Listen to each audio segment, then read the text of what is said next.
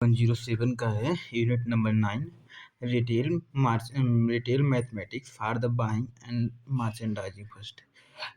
Retail business में बहुत सारे मैथमेटिक्स का प्रयोग किया जाता है जब हम लोग कोई सा भी चीज़ बाई करते हैं या फिर मर्चेंडाइजिंग का मतलब सिस्टम अपनाते हैं। बाइंग मीन्स कि तो बाइंग मीन्स होता है कि किसी भी चीज़ को परचेज करना। तो परचेज करने से पहले जैसे हम लोग इनवॉइस हम लोग पहले जनरेट करते हैं, फिर उस इनवॉइस को हम सेलर के पास भी सेंड करते हैं। सेलर उस इनवॉइस के थ्रू एक डेबिट नोट मतलब क्रिएट करता है। फिर वह जब माल में आपके पास आ जाता है, फिर आप डिलीवरी नोट रिसीव करते हैं। डिलीवरी नोट को रिसीव्ड करके फिर आप रिसिप्ट नोट भेजते हैं सेलर के पास। इस प्रकार से बाइंग प्रोसेस होता है। बट जो मर्चेंडाइजिंग होता है, इसके पहले हम लोग बहुत सारी चीज़ों की एनालाइज करते हैं, डाटा की, कस्टमर की need, want, market trend, research. उसी के हिसाब से फिर हम मैन्युफैक्चरर को उस आइडिया, उस नीड, वांट को मीट कराने के लिए हम मैन्युफैक्चरर से ऑर्डर लेते हैं। मैन्युफैक्चरर उसी टाइप का माल को मैन्युफैक्चर करके फिर थोड़ी मात्रा में हम लोग परचेज करके मतलब देखते हैं। अगर कस्टमर का रिस्पांस उस पे आता है, फिर जैसे जैसे उसकी डिमांड बढ़ती जाती है, वैसे वैसे उसकी मैन्युफैक्चरिंग बढ़ाते जाते हैं। ये होती है मर्चेंडाइजिंग, ठीक है। तो फिर अगले टर्म में है इंट्रोडक्शन पार्ट।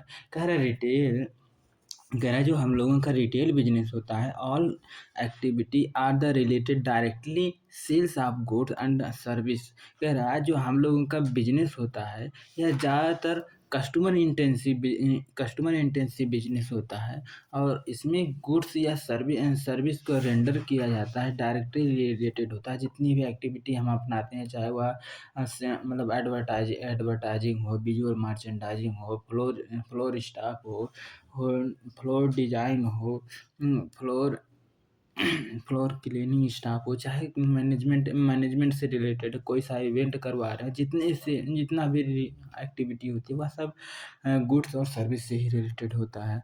कह रहा है it is the simply to exchange of goods and service final consumption while the doing so the through the exchange of the good of service by loan transaction is the very important. कह रहा है कि जब goods और service का exchanging, अदला बदली ज़्यादा मात्रा में आपको करना होता है, तो हम लोगों को कुछ हम चीज़ें डिसीजन लेते हैं कि कुछ चीज़ें होती है जो हम अपने माइंड में ज़रूर रखते हैं कि उससे कस्टमर आपका सेटिस्फाइड हो रहा है या नहीं हो रहा है। और दूसरा देखते हैं इससे मार्केट पे इम्पैक्ट क्या पड़ रहा है, कॉम्पिटिटिव एडवांटेज आपको मिल रहा है या नहीं मिल रहा है। फिर अगले टर्म में होता है practices of the retail financial management. कौन कौन से ऐसी प्रैक्टिसेज होती हैं, कौन कौन सा ऐसा टैक्टिस होता है, बे होता है जिसके थ्रू हम लोग फाइनेंस का मैनेजमेंट करते हैं, फाइनेंस को अपने कंट्रोल में करते हैं। जैसे फाइनेंस को हम लोग एलोकेट करते हैं, जिस प्रकार से अब हम लोग जैसे बाइंग एंड मर्चेंडाइजिंग पढ़ रहे हैं, तो ये प्रोडक्ट से रिलेटेड जो आपने फाइनेंस एलोकेट किया था, उस पार्ट से रिलेटेड हम लोग बात करेंगे। कह रहा है retail operation depend on the level of the ownership, level of the service product and the service offer to the customer, price, place, promotion. कह रहा है कि जो लेवल ऑफ हम लोगों का ऑपरेशन है वह किस पे डिपेंड करता है, प्रमोशन मिक्स पे। प्रमोशन प्रोडक्ट मिक्स कहो या मार्केटिंग मिक्स कहो, वो सब एक ही बातें होती हैं। तो इसमें से जैसे 7P होता है, बट जैसे अभी हम लोग प्रोडक्ट से रिलेटेड पढ़ रहे हैं, तो इसमें 4P केवल पढ़ते हैं। प्रोडक्ट, प्राइज, प्रमोशन, हाँ हो तो गया, प्रोडक्ट, प्राइस, प्रमोशन, प्लेस। तो इन चारों चीज़ों का हम लोग बहुत ही खास ध्यान रखेंगे। कह रहा therefore retailing aim to the smooth transaction of the business to meet the customer immediate requirement. Without making any loss. कह रहा है कि हम अपनी कोई सा भी बिजनेस घाटे में ना जाए, इसलिए हम लोगों को इमीडिएट रिक्वायरमेंट जो होती है उसको मीट कराते हैं कस्टमर को, मतलब अपने बिजनेस को रन कराने के लिए, अच्छे प्रकार से रन कराने के इसके इसके लिए हम लोग बहुत प्रकार के इंसेंटिव कराते हैं, प्रमोशन देते हैं, एडवर्टाइजिंग करवाते हैं। इवन मार्केटिंग भी अगर नीड हो तो मार्केटिंग की भी ज़रूरत हो तो मार्केटिंग भी करवाते हैं। कह रहा determination of the profit depend on the prudent and the conscious practice of the financial management. कह रहा प्रॉफिट का डिटर्मिनेंट है, प्रॉफिट आप तभी सोच सकते हैं जब ना आप कोई सा भी चीज़ प्रूडेंट एंड कॉन्शियस, इसका मतलब होता है आप कोई सा भी चीज़ सोच विचार के फिर आप उस चीज़ पे फाइनेंस को एलोकेट करते हैं, फाइनेंस को वहाँ पे उसको स्थापित करते हैं। Practice of retail finance management is the broadly satisfied into the three category. कह रहा है कि जो रिटेल में फाइनेंस को कैटेगराइज किया गया है, खासकर जो हम लोग बाइंग एंड मर्चेंडाइजिंग पढ़ रहे हैं, तो प्रोडक्ट्स में जो रिटेल फाइनेंस जो एलोकेट करता है तीन चीज़ों पे खासम खास ध्यान रखा जाता है, मेन फोकस उसी पे किया जाता है। पहला फाइनेंस देखा जाता है इन्वेंट्री प्लानिंग में, दूसरा दूसरा देखा जाता है मर्चेंडाइजिंग फंक्शन फंक्शन के उसका परफॉर्मेंस कैसा है उससे रिलेटेड। तीसरा देखा जाता है कि मर्चेंडाइजिंग की प्राइसिंग, प्राइसिंग मीन्स कि जो प्राइसिंग से रिलेटेड जो प्रोसेस होती है वो पहले डिस्कस कर चुके हैं, तो उससे रिलेटेड। फिर अगला कह रहा है these involve the financial formulae to helpful to study basic of the retail store cost margin performance indicate of the store and its the constitution.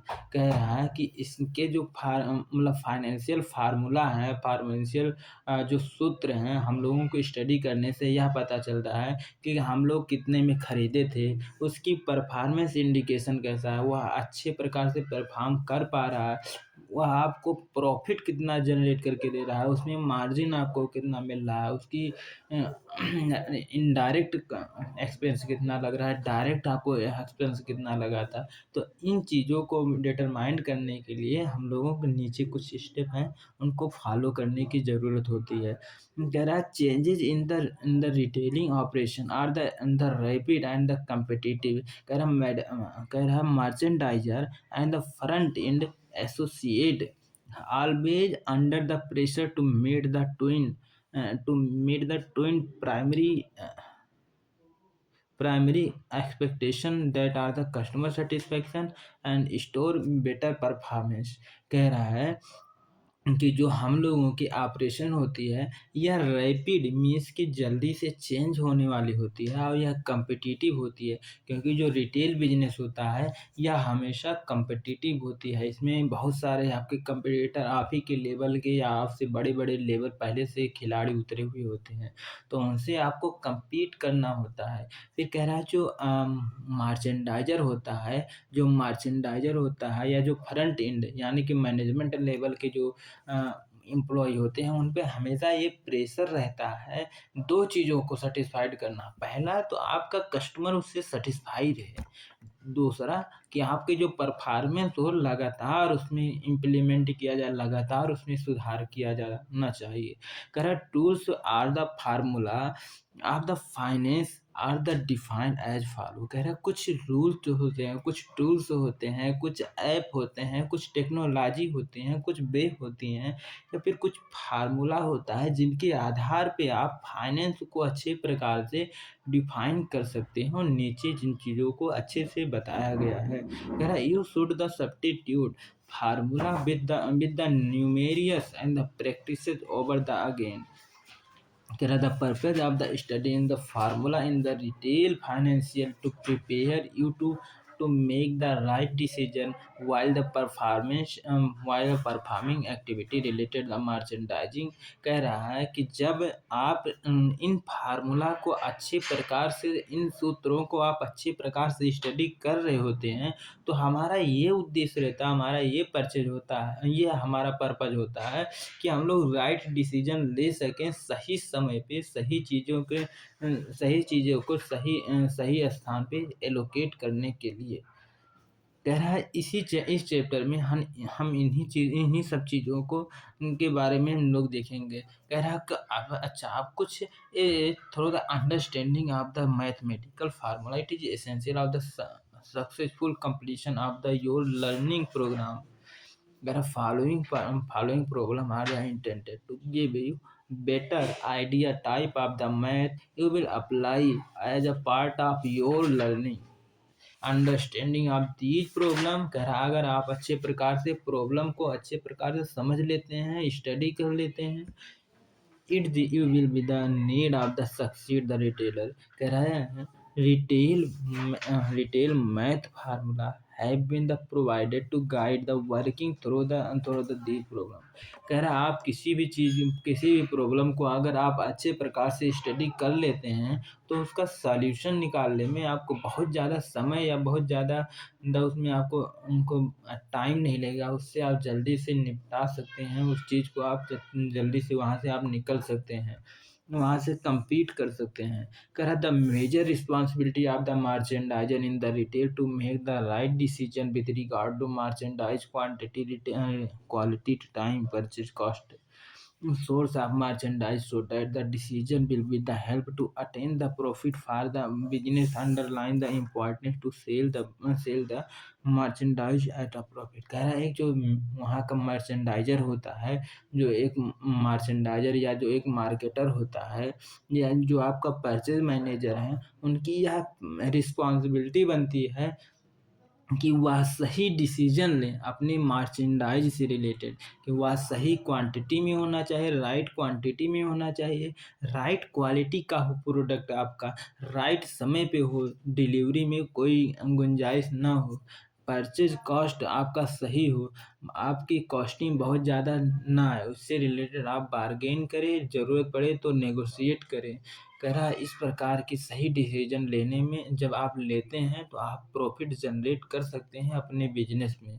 फिर कह रहा है एक सच्चा मर्चेंडाइजर वही होता है जो अपने वेंडर से एक पार्टनर की भांति मतलब व्यवहार करता है, बिहेव करता है। फिर कह रहा है buyer make a decision of the merchandise assortment after the careful doing the merchandise planning and the decision what, when, where, how much to the buy. कह रहा है एक सच्चा मर्चेंडाइजर वही होता है जो अपने प्लानिंग में, अपने डिसीजन में यह डिसाइड करता है कि उसको कब, क्या, कैसे, क्यों, कितना, किस प्राइस पे उसको रेंट करना है। कह रहा है term use for the retail buying and the merchandising. वह कौन कौन से टर्म होते हैं, टर्मिनोलॉजी होते हैं, एलिमेंट होते हैं जिसका यूज करता है एक रिटेलर जब वह बाई करता है या जो मर्चेंडाइजिंग करता है। कह रहा there are several frequency use in the buying and the merchandising latest in detail. कह रहा बहुत सारी चीज़ें होती हैं जिनका एक एक करके हम नीचे निपटाते चले जाएंगे, जिसमें से पहला होता है रिटेल प्राइस। तो रिटेल प्राइस का क्या होता है, रिटेल प्राइस में जो मतलब हम लोगों की जो कोई सा भी प्रोडक्ट आप जब खरीदते हैं, तो उस पे एक एमआरपी सेट होता है, तो उसको कहते हैं रिटेल प्राइस, या उसको कहते हैं सीएसपी या एमआरपी। सीएसपी मतलब होता है कस्टमर सेलिंग प्राइस, या फिर कस्टमर को जिस प्राइस पे आप सेल करेंगे उसको कहते हैं सीएसपी, या फिर एमआरपी यानी कि मैक्सिमम रिटेल प्राइस, मतलब उससे ज़्यादा प्राइस नहीं होती है। कह रहा है कि ऑपरेशन कास्ट का मतलब क्या होता है कि जो मतलब हम जितने भी आप एक्टिविटी कर रहे हैं, मतलब जितने एक्टिविटी से मतलब जैसे रिलेटेड टू द सेल्स है, उससे जो आपका मतलब इनकम जनरेट हो रहा है उसको कहते हैं ऑपरेशनल इनकम। इसमें कह रहा है जो सेल्स वॉल्यूम है, सेल्स वॉल्यूम का मतलब नेट सेल्स, इससे जो यह इंडिकेट करता है कि आप कितना ज़्यादा मर्चेंडाइज को सोल्ड कर पा रहे हैं, बेच पा रहे हैं। अगला कह रहा है कि कॉस्ट ऑफ गुड सोल्ड, मतलब कि आप उस प्रोडक्ट को सोल्ड करने में कितना कॉस्ट आ रहा है। इसका मतलब ये होता है, जैसे आप जिस ऑर्गेनाइजेशन को रेंट कर रहे हैं या फिर जिस ऑर्गेनाइजेशन को चला रहे हैं, तो उसकी भी कुछ एक फिक्स्ड रेंट होती होगी, भले वो आपकी है, बट जैसे जो एस्टिमेट अमाउंट होता है रेंट की, तो वही कह रहा है, क्योंकि आपके पास फिक्स्ड प्लेस है, फिक्स्ड जगह है, तो हर एक जगह की अपनी एक लैंडिंग रेंट कॉस्ट होती है। तो किसी भी कोई सा भी प्रोडक्ट जितना देर तक वहाँ पे रहेगा, उसकी वेयर हाउसिंग कॉस्ट उतना इंक्रीज होती जाएगी। तो वही कह रहा है, जब कोई सा भी एक पार्टिकुलर माल आता है, वह उस स्थान पे कितना देर तक ठहरता है, कितना देर तक रुकता है, उसको कहते हैं कॉस्ट ऑफ गुड्स सोल्ड। कि उस प्रोडक्ट को जब लाए हैं और जब तक वह सोल्ड ना हो जाए, उसके बीच में कितना टाइम लगा है, उसमें कितना रेंट आया है, उसको कहते हैं वेयर हाउसिंग कॉस्ट, या आप कह लें कॉस्ट ऑफ गुड्स सेल्ड। कह रहा है कि amount paid for the goods sold, also known as the COAG। कह रहा है कि key element of the any retailer include the landing cost at the warehousing, some है द इंक्लूड, सेम वही चीज़ें जो हमने बताया है। कह रहा है कि ऑपरेशनल कॉस्ट क्या होता है, ऑपरेटिंग कॉस्ट क्या होता है। कह रहा ऑल द एक्सपेंसेस, कह रहा वो सभी एक्सपेंसेस जो COGS के अंडर में नहीं आते हैं। COGS का मतलब क्या होता है, cost of good sailed, means कि जो आपकी लैंड का कास्ट है, उसको उसके अलावा जो आप मतलब अदर ऑपरेशन में खर्च करते हैं, उन चीज़ों को कहते हैं। जैसे आप जो कॉस्ट ऑफ फ्रेट, मतलब जब आप माल को लाते हैं, तो उसका भाड़ा यानी कि उसका किराया कितना आ रहा है, इंश्योरेंस, मतलब आप अगर उसका बीमा कराएंगे, अगर टूट फूट जाए तो उसको मतलब उस पे आपको कितना मिलेगा, कोई सा मशीन अगर दग जाए, मतलब कुछ ऐसा हो जाए, या फिर उससे रिलेटेड आप पैसा दे रहे हैं, तो मतलब उसकी कॉस्ट होती है ऑपरेटिंग कॉस्ट।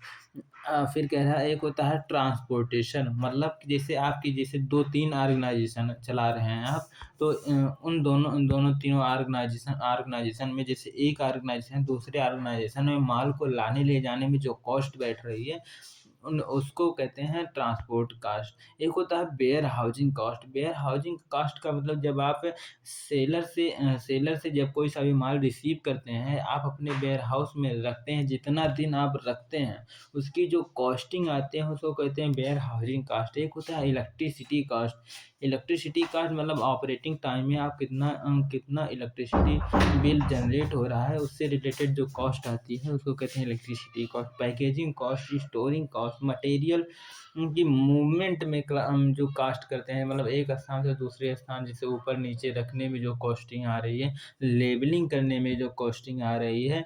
फिर कह रहा है एक विजुअल मर्चेंडाइजिंग में, कि जैसे कुछ नया डिज़ाइन आप बना रहे हैं, नीचे रख रहे हैं, ऊपर रख रहे हैं, फिर इस प्रकार से जो आप मर्चेंडाइजिंग करते हैं, उसकी उससे रिलेटेड जो कॉस्ट आ रही है। स्टोर डिज़ाइन में जो कॉस्ट आ रही है, कुछ डेकोरेशन लगा रहे हैं, उसकी कॉस्टिंग जो होती है, इन सभी प्रकार की कॉस्टिंग को कहते हैं ऑपरेशनल एक्सपेंसेस। अगला होता है ग्रॉस सेल्स का मतलब होता है टोटल सेल्स का मतलब होता है, आप जब भी कोई सा भी माल जब परचेज करते हैं, तो उसमें से आप कुछ कुछ चीज़ें डैमेज हो जाती हैं, कुछ चीज़ें पहले से ही ख़राब हुई होती हैं, तो उन चीज़ों को ना घटा करके टोटल इसमें देखा जाता है, उसको कहते हैं ग्रॉस सेल्स। कहते हैं sum of the amount received for the good sold during the period. This does not take into the account any goods of the return or the price reduction। इसमें कोई सा भी चीज़ डिस्काउंट वगैरह include नहीं किया जाता है, ना गुड्स जो रिटर्न आप कर रहे हैं उसको इंक्लूड नहीं किया जाता है। जैसे आपने कोई सा भी चीज़ सेल्स किया, तो वह सेल्स हो गई, वह रिटर्न कोई कर रहा है तो उसको नहीं माना जाएगा, डिस्काउंट आप दे रहे हो तो उसको नहीं माना जाएगा। अगला होता है कस्टमर रिटर्न। कस्टमर रिटर्न का मतलब क्या होता है? मीन्स जैसे आप कोई सा भी चीज़ जब आप सेल्स कर देते हैं, जब कस्टमर उसे मतलब ले जाता है तो कुछ मान लीजिए कुछ उसमें से मिस हो गया हो, कुछ छूट गया हो सामान, उसकी वजह से वह नाराज़ होकर के आपको रिटर्न करवा रहा है। या कोई सा भी चीज़ मतलब यहाँ से ले गया सही से, वहाँ हो गया हो डैमेज, तब आपसे मतलब या फिर उसको ऑपरेट करना ना जानता हो, या फिर आप कोई गलत प्रोडक्ट रॉन्ग प्रोडक्ट को डिलीवरी कर देते हैं। इस प्रकार से बहुत सारी समस्याएँ होती हैं जिसकी वजह से कस्टमर रिटर्न कर देता है प्रोडक्ट को। तो उन चीज़ों को कहते हैं प्रोडक्ट रिटर्न। कह रहा एक होता है नेट सेल्स। नेट सेल्स का मतलब ये होता है कि टोटल आपने सेल्स कितना किया, जो उसमें से रिटर्न आ रही है, जो आपने डिस्काउंट दिया रहा है उसमें उसको आप रिडक्शन कर दें, उसको आप माइनस कर दें। इसको कहते हैं नेट सेल्स। कह रहा merchandise must determine the retail price for which the item they purchase based on the amount they can afford to pay the supplier for the merchandise. If the retail price is the fixed without the checking the cost of the goods merchandise, कह रहा retail में in the loss. कह रहा दे और the कह रहा कि इससे जो रिलेटेड होता है कि जितनी भी प्रकार की जैसे कभी कभी पिलफरेज हो जाता है, तो उन सभी चीज़ों को इसमें रिडक्शन कर दिया जाता है ना। अगला कह रहा है कि there are the many factor govern the price are the goods including the cost and there are the purchase. कह रहे हैं यहाँ पे बहुत सारे प्राइस फैक्टर होते हैं जो हम लोगों को इंक्लूड करना होता है। एक होता है डायरेक्ट एक्सपेंसेस, एक होता है इनडायरेक्ट एक्सपेंसेस। तो डायरेक्ट एक्सपेंस का मतलब ये होता है कि जिस प्रकार का आपका ऑर्गेनाइजेशन है उसी से रिलेटेड। अगला होता है कि एक होता है डायरेक्ट एक्सपेंस, एक होता है इनडायरेक्ट एक्सपेंस। तो डायरेक्ट एक्सपेंस का मतलब होता है कि जब जो आपका कोर बिजनेस है उससे रिलेटेड जो आप मतलब एक्सपेंस कर रहे हैं, परचेज में जो मतलब परचेज करने में जो आप एक्सपेंस कर रहे हैं, उसको प्रोक्योर करने के लिए जो आप मतलब क्या कहते हैं अ, खर्च करते हैं, उससे रिलेटेड। तो और फिर जैसे एक होता है कि उस मतलब जैसे ये होता है कोर से जो आपका बिजनेस रिलेटेड है, उसी से रिलेटेड जो आप प्रोडक्ट से रिलेटेड, सर्विस से रिलेटेड आप जो भी एक्सपेंस करते हैं उनको कहते हैं डायरेक्ट एक्सपेंस, आपके कोर बिजनेस से रिलेटेड। फिर कह रहा है कि expense that are all the specific merchandise or the department would exist till the merchandise or the department continue in the retail store। कह रहा है कि आपके आपके रिटेल स्टोर को, रिटेल ऑर्गेनाइजेशन के रिटेल बिजनेस को अच्छे प्रकार से चलाने के लिए जो कोर यानी स्पेसिफिक स्पेशल टाइप का मर्चेंडाइज हो, या फिर स्पेशल टाइप का डिपार्टमेंट को एग्जिस्टेंस में लाने के लिए जो कुछ भी एक्सपेंस किया जाता है, जो कुछ भी खर्चा किया जाता है, उसको हम डायरेक्ट एक्सपेंस के नाम से जानते हैं। कह रहा है कि फॉर एग्जांपल, इसमें एक एग्जांपल भी दे रहा है। कह रहा है if the store sells the umbrella. कह रहा मान ले जाए कोई सा भी एक स्टोर है जो अम्ब्रेला बेच रहा है, सेल कर रहा है, रेन बियर बेच रहा है, कैप बेच रहा है, during the pre and during the monsoon season. Salary of the buying sales team department advertising. कह रहा है जो एडवर्टाइजर को आप सैलरी दे रहे हैं, अपने सेल्स मैनेजर को आप सैलरी दे रहे हो, मानसून की सेम मानसून में आप परचेज करने में जो भी कुछ भी खर्चा करते हैं वो सभी खर्चे डायरेक्ट एक्सपेंस में आते हैं। बट इनडायरेक्ट एक्सपेंस क्या होता है? इनडायरेक्ट एक्सपेंस मतलब कोर प्रोडक्ट के अलावा भी कुछ चीज़ें आपको खर्चा करना पड़ता है। जैसे कुछ होती हैं प्रमोशनल कॉस्ट, अपने एम्प्लॉय को जो आपका मतलब पैसा दे रहे होते हैं, बिजली का बिल दे रहे होते हैं, आप रेंट दे रहे होते हैं, इन सभी चीज़ों से रिलेटेड जो खर्चा आप एक्सपेंस करते हैं, खर्च करते हैं, इन चीज़ों को कहते हैं इनडायरेक्ट एक्सपेंस। कह रहा है store expense that exist whatever the department are the merchandiser is the addition added are the discontinue. कह रहा है कि आपका जो ऑर्गेनाइजेशन है वह एग्जिस्टेंस में रहे, इससे रिलेटेड हम बहुत सारी चीज़ों की और भी एक्टिविटी करते रहते हैं। कह रहा है the expense calculate are the क्या कहते हैं pro rata the basic to the selling department based on their the sales value. कह रहा for instance if a department contribution 2% of to sales कर रहा है स्टोर्स होल स्टोर पूरा का पूरा स्टोर आपका and the indirect expense of the department and the charge of the 2% total store indirect expenses. कह रहा if the example of the indirect expenses store security store keeping store insurance rent general electricity bill क्या कहते हैं salary of the middle level management stock. कह रहा है जो कुछ भी आप खर्चा करते हैं चाहे वह स्टोर की सिक्योरिटी के लिए स्टोर को बनाए मतलब आप अपने स्टोर को बनाए रखने के लिए स्टोर के इंश्योरेंस के लिए जो आप पे करते हैं रेंट जो पे करते हैं इलेक्ट्रिसिटी जो आप पे करते हैं जो मिडल लेवल होते हैं या जो टॉप लेवल के जो मैनेजमेंट होते हैं उनको जो आप मतलब सैलरी पे कर रहे होते हैं या फ़ी प्रोवाइड कर रहे होते हैं इन सभी चीज़ों को इनडायरेक्ट एक्सपेंस के नाम से जानते हैं।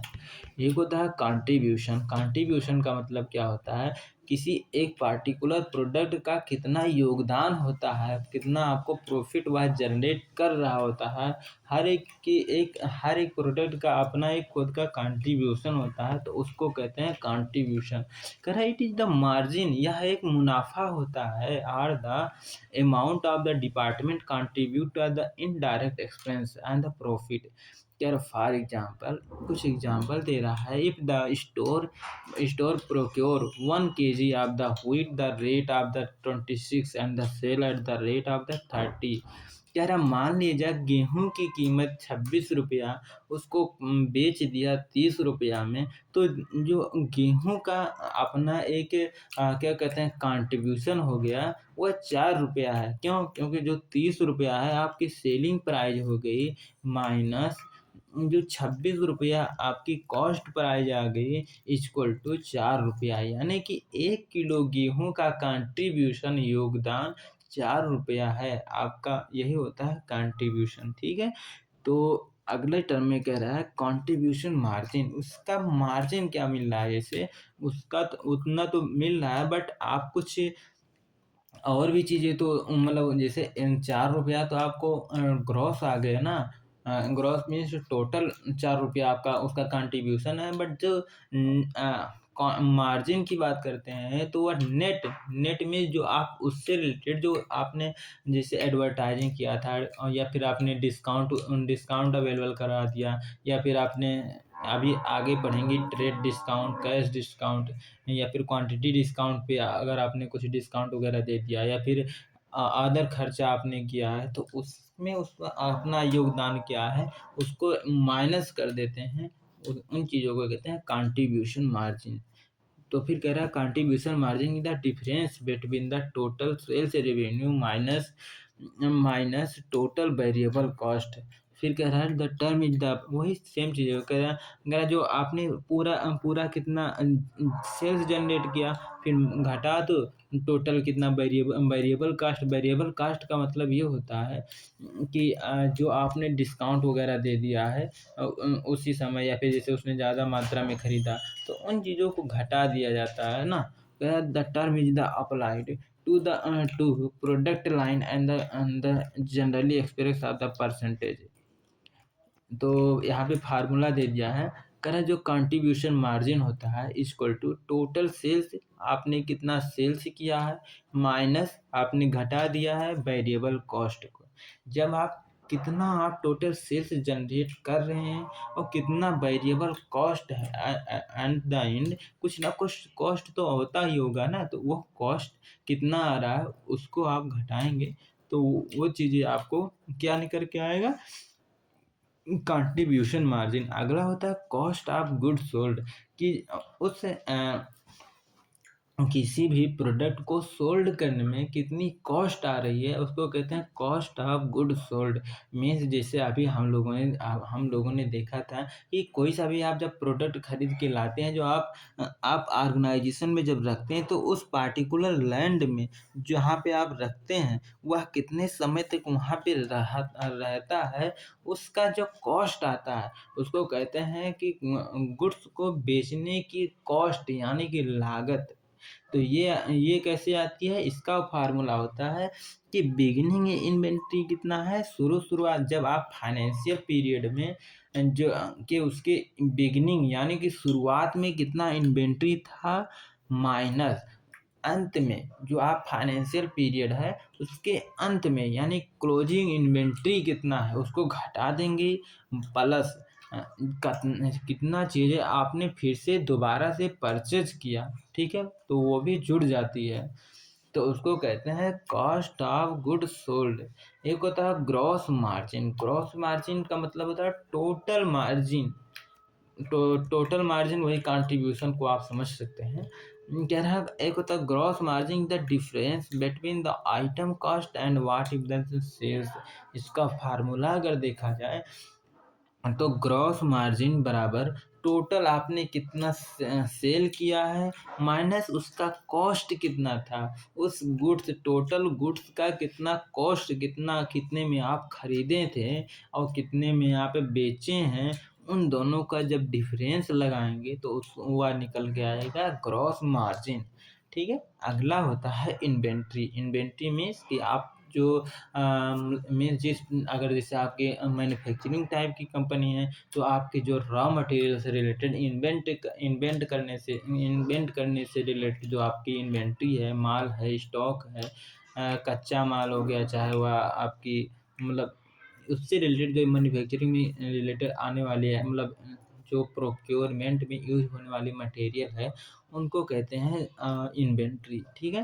बट जैसे अभी अभी आपका रिटेल बिजनेस है तो रिटेल बिजनेस में फिनिश्ड गुड होता है। क्या होता है कि जैसे हम लोग देखते हैं कि अंडर स्टॉक ना हो जाए, ओवर स्टॉक ना हो जाए, तो इसके लिए हम लोग अपनी इन्वेंट्री का मतलब प्रॉपर उसको रिकॉर्ड करके रखते हैं कि कौन सा माल कितने अमाउंट में रखा हुआ है, उसको कहते हैं इन्वेंट्री स्टॉक। ठीक है।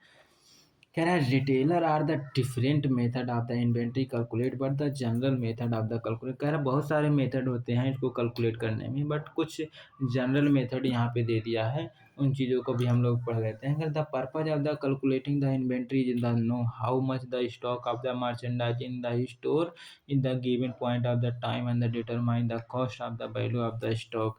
कह रहा है कि उस उन वैल्यू को हम लोग डिटरमाइन करते हैं, चर्चा करते हैं, और कितना माल आपके स्टोर में वेयर हाउस में किसी भी स्पेसिफिक टाइम में कितना पड़ा हुआ है, कितना रखा हुआ है, उन चीज़ों को प्रोक्योर करने के लिए, एसेस करने के लिए हम लोग करते हैं, उसको कैलकुलेट करने के लिए करते हैं। फिर कह रहा है retail store can not afford to the over or the under stock of the inventory of the any kind. कह रहा है कि जो रिटेल बिजनेस होता है, क्योंकि जो उसकी ऑर्गेनाइजेशन की साइज होता है, स्पेस होता है, वह लिमिटेड होता है, इसलिए वह ओवर स्टॉक नहीं रख सकता है भाई। अगर वह अंडर स्टॉक रखेगा तो मतलब उसकी प्रॉफिट उतना जनरेट नहीं होगा, तो वह मतलब अपने अदर एक्सपेंसेस को मैनेज करने में उसको दिक्कत होगी। फिर कह रहा है it sell stock only on the basic of the meaningful sales projection demand estimation. कह रहा है वह बहुत इन चीज़ों को पूरा करने के लिए बहुत सारी चीज़ों को हथकंडे को अपनाता है। जैसे वह सेल्स प्रोजेक्शन मतलब किस दिशा में उसको ले जाना चाहता है, पहले से उसको डिटरमाइन करता है, डिमांड को एस्टिमेट करता है कि कितना डिमांड होने वाली है, उसका वह अनुमान लगाता है। सीजनल फोरकास्ट हर एक सीजन में किस प्रकार की डिमांड बढ़ेगी, कौन सा चीज़ डिमांड में होगा, उन चीज़ की एक शॉर्ट लिस्ट तैयार करता है। मर्चेंडाइज की वह प्लानिंग करता है। एक होता है ओपनिंग इन्वेंट्री। ओपनिंग इन्वेंट्री का मतलब क्या होता है, जो आपका फाइनेंशियल पीरियड है उसके शुरुआत में कितना ज़्यादा इन्वेंट्री, कितना क्वांटिटी में इन्वेंट्री अवेलेबल होता है, उसको फिजिकली काउंट करके, एक-एक करके काउंट करके देखा जाता है। या फिर पहले से जो अगर RFID टेक्नोलॉजी वहाँ पे उपलब्ध है, तो उसके थ्रू आप 1 सेकंड में आप पता कर लेते हैं कि कितना इन्वेंट्री आपके माल में अभी उपलब्ध है। ठीक है? तो कह रहा है it refer to the retail value of the merchandise in the stock at the beginning of the accounting period. कह रहा है आपके मतलब शुरुआत के अकाउंटिंग पीरियड में कितना ज़्यादा माल उपलब्ध है, इसको कहते हैं ओपनिंग इन्वेंट्री। अगला कह रहा है कि opening inventory is the established by the physical count of the merchandise, and the value is the arrived by the calculating or the number of unit multiple at the current retail prices। This will the provide the cost or the value of the in hand। वही same चीज़ें हैं। कह रहा है closing inventory का मतलब क्या होता है कि जब आपका अकाउंटिंग पीरियड ख़त्म हो रहा होता है, तो उसके अंत में कितना माल बच रहा है उसको देखते हैं। मतलब उसको चाहे फिजिकली आप काउंट करें, चाहे आप RFID टेक्नोलॉजी के थ्रू काउंट करें, चाहे किसी भी थ्रू से आप वहाँ मतलब पूरा एक रियल टाइम डाटा निकाल के रखें, तो उसको कहते हैं क्लोजिंग इन्वेंट्री। ये तो हो गया ख़त्म। अगला है वेंडर नेगोशिएशन। अच्छा, यहाँ पे जो वेंडर नेगोशिएशन कर रहा है, जैसे अब अभी हम लोग बाइंग ऑन मर्चेंडाइजिंग पढ़ रहे हैं, तो रिलेशनशिप इसमें बिल्ड नहीं करेंगे, है ना? केवल प्राइस से रिलेटेड यानी बार्गेन से रिलेटेड नेगोशिएट करेंगे, है ना?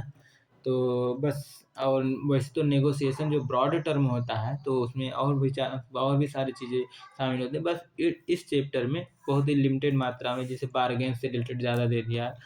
इसको वेंडर नेगोशिएशन नहीं, वेंडर बार्गेनिंग होना चाहिए डिसीजन हेडिंग का नाम।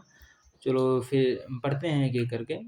एक होता है ट्रेड डिस्काउंट। ट्रेड डिस्काउंट का मतलब क्या होता है कि आप किसी भी चीज़ को अचीव करने के लिए आप कैश में जब आप डिस्काउंट देते हैं, तो उसको कहते हैं ट्रेड डिस्काउंट या व्यापार वाला डिस्काउंट।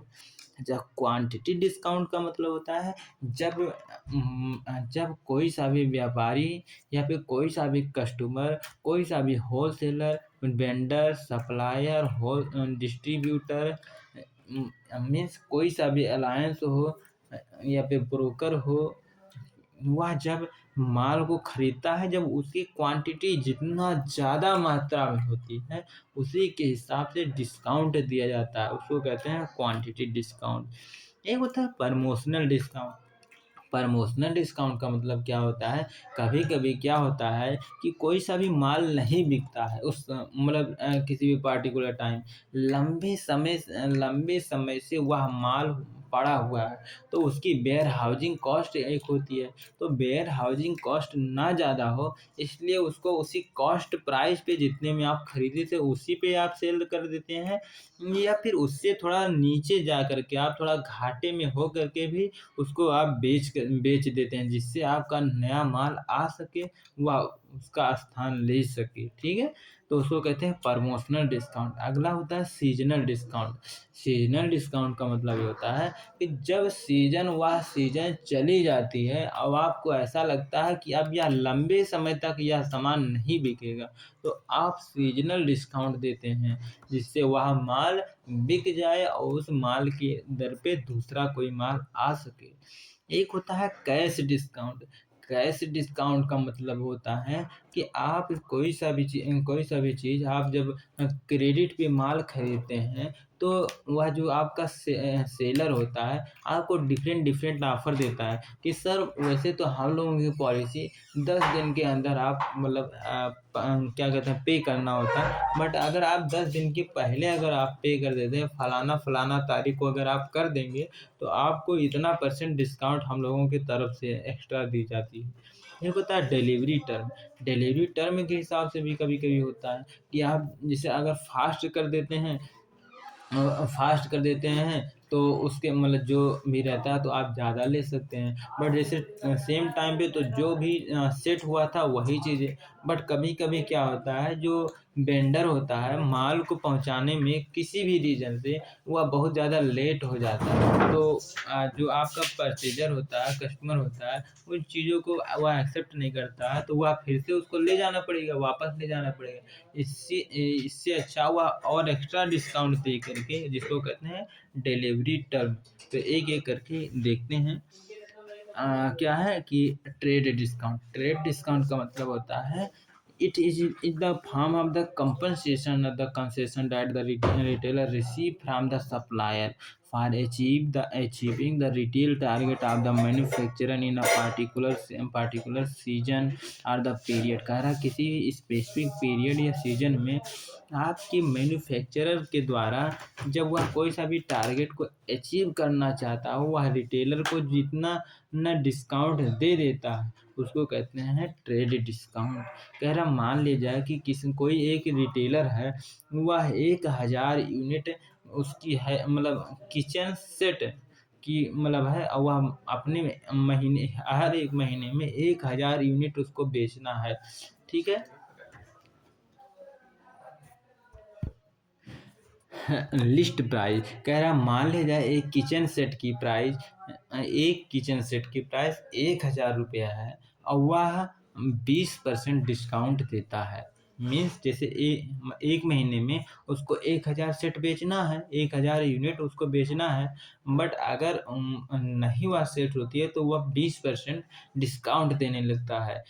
तो 1000 रुपये का एक किचन सेट आती है, और वह जब 20% का डिस्काउंट देता है, तो आप निकालेंगे तो 200 रुपये आएगा, है ना? तो उसको अचीव करने के लिए जो ये 20% डिस्काउंट दे रहा है, तो इसी डिस्काउंट को हम लोग किस डिस्काउंट के नाम से जानते हैं? Trade discount. अगला होता है क्वांटिटी डिस्काउंट का मतलब क्या होता है? जैसे जो डिस्ट्रीब्यूटर होते हैं या होलसेलर होते हैं, उनके पास क्या होता है कि उनके पास क्या होता है, उनके पास जगह पर्याप्त होता है, वेयर हाउस होता है। बट जो मैन्युफैक्चरर होता है, वो उसके पास उतना ज़्यादा मतलब जगह नहीं होता है, उतना ज़्यादा वेयर हाउस नहीं होता है कि जितना वह प्रोडक्शन करता है, वह सभी प्रकार के माल को रख सके।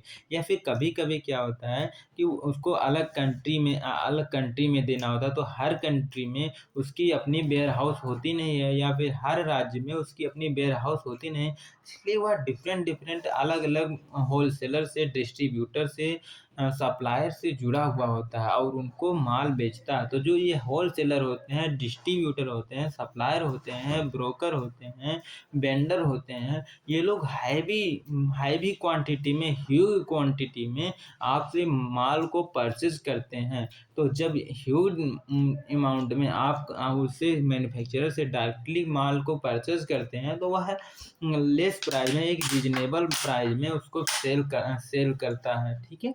फिर कह रहा है सम टाइम, बहुत बार तो ऐसा होता है कि retailer is the offer to the cumulative quantity discount, meaning the discount is the extended to all the purchase, retailer make a particular discount period और द सीजन। कभी कभी क्या होता है, किसी एक स्पेसिफिक पीरियड में, किसी भी एक स्पेसिफिक सीजन में वह ऑफ़र निकालता है कि अगर जैसे क्या होता है, जो होलसेलर होता है, डिस्ट्रीब्यूटर होता है, उसके पास वेयर हाउस होता है, पर्याप्त जगह होता है, तो वह उस सीज़न से पहले ही माल को खरीद लाता है, जब माल सस्ता होता है। तो फिर आगे क्या कह रहा है कि हाउएवर कह रहा है, जब कभी या फिर जहाँ कहीं cumulative quantity discount not applicable many supplier practices, non cumulative discount method of the applicable only the single purchase. कह रहा है जहाँ पे इस प्रकार के हथकंडे काम नहीं आते हैं, वह सिंगल परचेज वह करता है, मतलब कि वह कम परचेज करता है, जितना उसका हो सके उतने में निपटा लेता है। फिर कह रहा है कि प्रमोशन डिस्काउंट का मतलब ये होता है कि जैसे कोई सा भी चीज़ अगर सेल आपकी नहीं हो रही है, बहुत दिन से वह माल पड़ा हुआ है, उस चीज़ को, माल को निकालने के लिए, जो प्रमोट करने के लिए, जैसे आपने सुना होगा कि एक एक की एक मतलब बाई 1 गेट 1 फ्री, या फिर 30 डिस्काउंट, कोई फेस्टिवल आ जाती है, कोई इवेंट हो जाता है, कोई सभी चीज़ मतलब क्या कहते हैं, मार्केट में कुछ सडन चेंज हो रहा है, टेक्नोलॉजी चेंज हो रही है, उसकी वजह से जो मतलब डिस्काउंट दिए जाते हैं, इंसेंटिव आपको दिए जाते हैं, लुभावने ऑफर आपको दिए जाते हैं, इन चीज़ों को प्रमोशनल डिस्काउंट कहते हैं। कह रहा है it is the discount provide for the retailer to perform in the advertising or the promotional service of the merchandise by manufacturer, या ज़्यादातर मैन्युफैक्चरर के डिसीजन के द्वारा ये सभी डिस्काउंट दिए जाते हैं, जो अभी हमने आपसे डिस्कस किया। कह रहे वेन एवर, कह रहे जहाँ कभी new product is the launch or the supplier entire the new market territory. कह रहा मान ले जाए कोई नया प्रोडक्ट उसी से रिलेटेड लॉन्च हो रहा है, बट आपके ऑर्गेनाइजेशन में पुराना माल पड़ा हुआ है, तो आप उस पुराने माल को निकालने के लिए आप जो डिस्काउंट देते हैं, है ना, उसको कहते हैं प्रमोशनल डिस्काउंट। अगला होता है सीजनल डिस्काउंट। सीजनल डिस्काउंट का मतलब ये होता है जब कोई सा पार्टिकुलर सीजन चला जाता है, अब उस सीजन में आप समझ रहे हैं कि जैसे अम्ब्रेला जो छाता होता है, जब क्या कहते हैं, बरसात का मौसम चला जाता है, तो बरसात के बाद में आप उस मतलब बहुत रेयर केस में वह मतलब सेल होगा, तो इसके लिए हम लोग एक्स्ट्रा डिस्काउंट देते हैं कि जिससे वह मतलब सेल हो सके, ठीक है। फिर क्या है, it is the discount provide by the retailer they if they are the purchase and the take the delivery the merchant of the off season. Off season माने जब कोई सीजन चला जाता है, क्या है, if the manufacturer has the more stock than the demand beyond the season. कह रहा है जो आपका मैन्युफैक्चरर होता है उसके पास ज़्यादा ज़्यादा माल बच जाता है, डिमांड के अलावा जितना डिमांड था उससे ज़्यादा ही वह मैन्युफैक्चर कर दिया था माल को।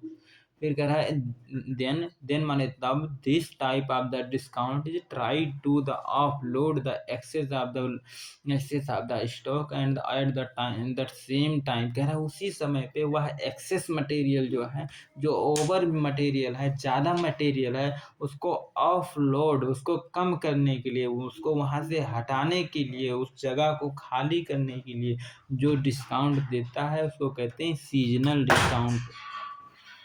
एक होता है कैश डिस्काउंट। कैश डिस्काउंट का मतलब क्या होता है? कैश डिस्काउंट का मतलब जैसे आप क्रेडिट पे जब आप माल खरीदते हैं, उधार में जब आप माल खरीदते हैं, तो जो भी डिस्काउंट दिया जाता है, मतलब जैसे आप उधार पे माल खरीदते हैं तो एक चीज टाइम पीरियड फिर दिया जाता है कि आप कम से कम इतना दिन में आप इसके पहले आप दे दें। तो जब आप उसके पहले आप दे देते हैं तो आपको कुछ स्पेशल प्रकार का डिस्काउंट दिया जाता है। जब आप उससे ज़्यादा समय निकाल देते हैं तो आपको एक्स्ट्रा पेमेंट करने की ज़रूरत पड़ती है। It is the discount offer by the retailer prompt payment of the bill within the specific period of the time. एक होता है end of season. End of season का मतलब होता है कि allow the retailer to take the cash discount and the full payment period to begin the first day and the following the season instead of the invoice date। कहना invoice date को follow करते हुए जो कुछ भी पहले दिन में जो पेमेंट करने पे जो कैश डिस्काउंट देना पड़ता है उसको EOS यानी एंड ऑफ सीजन के नाम से जानते हैं। कह रहा है इन द रिटेल स्टोर में कुछ लॉसेज भी होते हैं, जो जैसे जो हम लोग जो बिजनेसमैन होते हैं, इन चीज़ों से अवेयर होना चाहिए कि किस किस प्रकार से आप में श्रिंकेज आ सकती हैं, कहाँ कहाँ पे आपसे भूल हो सकती है, क्यों लोग सीसीटीवी स्काडा सिस्टम का प्रयोग करते हैं, क्यों लोग मतलब ट्रांसपोर्ट के धंधे में फेल हो जाते हैं। इन चीज़ों को तो वही कुछ पॉइंट दे दिया है इसमें। कह रहा पहला चीज़ आपको देखना पड़ता है श्रिंकेज। श्रिंकेज मीन्स कि आपका माल जितना होना चाहे उससे कम हो जाता है। वह किसी ने चोरी कर लिया है, आग लग गई हो, कोई घटना घटित हो गई है, एक्सीडेंट हो गया है, डैमेज हो जाने हैं, अकाउंटिंग पीरियड में जो आपका कैशियर है वही गलत रिकॉर्ड करता है, बुक कीपिंग में कोई ये एरर आ रही है, इससे रिलेटेड जो होते हैं उसको कहते हैं श्रिंकेज। श्रिंकेज माने कमी, जितना होना चाहिए उतना नहीं होता। एक होता है एम्प्लॉयी थेफ्ट, एम्प्लॉयी आपका चोर होता है, एम्प्लॉयी आपका डाकू होता है। जब कह रहा उसको कहते हैं एम्प्लॉयी थेफ्ट कह रहे हैं। जब हम लोग ट्रांसपोर्ट का बिज़नेस करते हैं, तो उसमें बहुत लोग ऐसा दावा करते हैं कि भैया इसका 10% माल, 5% माल तो हम लोग बेच सकते हैं। ये तो प्रूवन है ना। तो ऐसा नहीं है, ऐसा मतलब ऐसा हमेशा नहीं होता है। हर एक माल पे उतना परसेंट फिक्स्ड नहीं होता, बट जो एक ट्रांसपोर्टर होता है, जो ड्राइवर होता है, वह पहले मनमानी तरीके से माल को रास्ते में ही निकाल के वह बेच दिया करता था, और उस पे कोई केस भी नहीं ठोक सकता था, एफआईआर भी नहीं लिखवा सकता भाई जो मालिक था। तो फिर इस प्रकार की थेफ्ट ना हो, चोरी ना हो, उससे कैसे बचा जाए, आप उससे अवेयर रहें। एक होता है शॉपलिफ्टिंग। शॉपलिफ्टिंग का मतलब क्या होता है कि जैसे आपका जो एम्प्लॉयी है, आपके यहाँ काम कर रहा है, बट वह किसी दूसरे दूसरे से भी आपके कॉम्पिटिटर से भी वह मिल चुका है। तो जब आपका माल जब वो खरीद के आता है, तो उसी रीज़नेबल प्राइस में ही वह माल को, उसी ज़्यादा से ज़्यादा प्रोडक्ट को उसको दे देता है, आपके कॉम्पिटिटर को। जिससे वह आपका कॉम्पिटिटर जो है, उसी प्रोडक्ट को ज़्यादा प्राइस में बेच कर के मुनाफ़ा कमाता है, बट वही आप सेम प्रोडक्ट से आप लगातार घाटे में जा रहे होते हैं। इसको कहते हैं शॉपलिफ्टिंग। एक होता है प्रोडक्ट डैमेज। प्रोडक्ट डैमेज का मतलब ये होता है कि कभी-कभी प्रोडक्ट आपकी, जब आप डिलीवर करते हैं, मतलब आप प्रोडक्ट को परचेज़ करते हैं, तो प्रोडक्ट को वहाँ से यहाँ तक लाने में कुछ हो सकता है डैमेज हो रही है, या फिर ऐसा भी हो सकता है कोई रॉन्ग प्रोडक्ट डिलीवर हो गया है। तो आप उन चीज़ों को जब आप रिसीव कर रहे हो, तो आप प्रॉपर तरीके से उसी समय, मतलब क्या कहते हैं, देख लें कि कौन-सा कैसा प्रोडक्ट है। फिर आप उन चीज़ों को तुरंत आप रिसिप्ट नोट जनरेट करें, और कौन-कौन सा माल सही है, कौन-कौन सा माल गलत है। आप तुरंत उसको, मतलब अपने सेलर से उसको इन्फॉर्म कर दें, जिससे आपकी प्रोडक्ट रिटर्न हो जाती है। बस